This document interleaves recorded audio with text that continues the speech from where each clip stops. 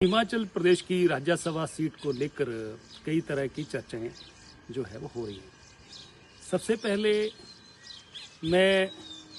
प्रदेश के माननीय मुख्यमंत्री से सिर्फ इतना जानना चाहता हूं कि मुख्यमंत्री जी, आप जब दिल्ली को 1 मार्च को आप दिल्ली गए जहां राज्यसभा की सीट की चर्चा होनी थी, और 2 मार्च को आपने अपना टूर प्रोग्राम जारी किया जिसमें 4 बजे शाम को आप दिल्ली से हिमाचल सदन से शिमला के लिए रवाना टूर में दिखाए गए, और रात को शाम को आप दिल्ली से शिमला नहीं पहुंचे। प्रदेश की सारी जनता चिंतित थी,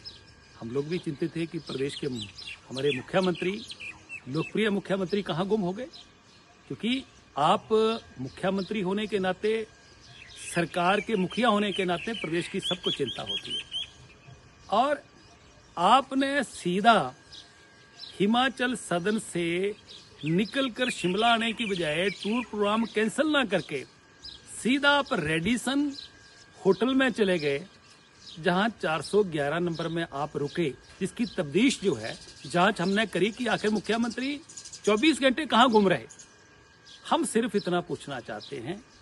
कि बिना टूर प्रोग्राम जारी किए, टूर प्रोग्राम शिमला का दिखा के बिना कैंसिल किए, आप जो रेडिसन होटल में वहां पर दिल्ली में रुके, तो 24 घंटे में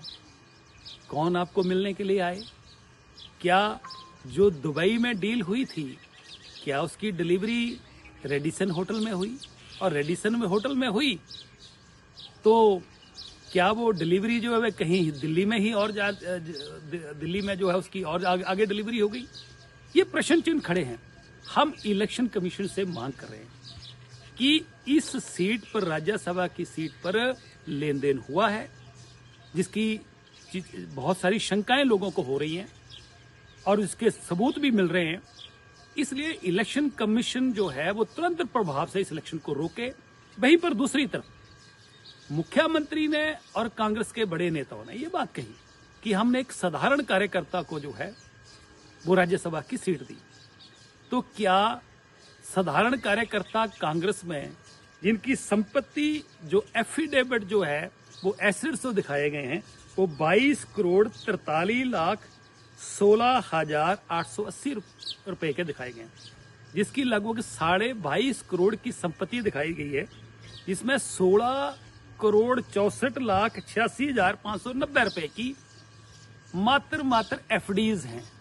और इसके अलावा 5,68,000 का कैश जो दिखाया गया है। तो क्या अगर कांग्रेस पार्टी में साधारण कार्यकर्ता 22 करोड़ रुपया दिखा रहे हैं, बाकी जो दिखाया नहीं गया है और जो इधर उधर है वो अलग है, तो साधारण कार्यकर्ता 22-23 करोड़ की संपत्ति के मालिक होते हैं,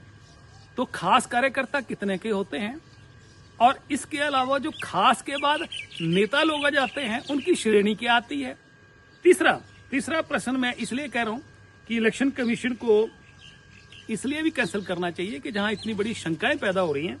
इसके अलावा जो इन्होंने एफिडेविट दिया है जिसमें प्रॉपर्टी शो की है, जिसमें जो है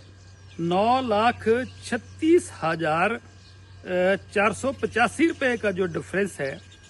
वो इनकी वाइफ के टोटल में एफिडेविट में दिखाया गया। क्या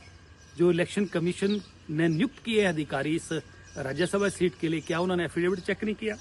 इसके लिए जो इन्होंने जो हिंदू अनडिवाइडेड फैमिली के तहत जो टोटल एसेट्स दिखाई हैं उसमें आगे 0 लगा दिया है, और इसके अलावा जो उनकी अपनी संपत्ति है जो दिखाई गई उसमें भी टोटल में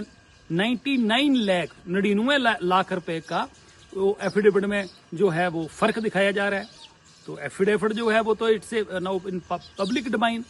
तो ये सारी की सारी चीजें क्या अफड़ा दफड़ी में गया, किसी दबाव में जो है जल्दबाजी में जो है एफिडेविट बनाया गया है, टोटल्स का क्या गया है, क्या संपत्तियां इसमें को छुपाई गई हैं जल्दबाजी में? इसलिए ये सारे के सारे शंकाएं पैदा हो रही हैं। परंतु सबसे बड़ी शंका जो है, जहां ये टोटली फर्क है, कागज गलत हैं, इसके अलावा जो है मुख्यमंत्री टूर प्रोग्राम शिमले का दिखाते हैं और दिल्ली में और कोई डील्स करते हैं। ये सब चीजें हम मांग करते हैं इलेक्शन कमीशन तुरंत इस प्रभाव से इसके इलेक्शन को रोके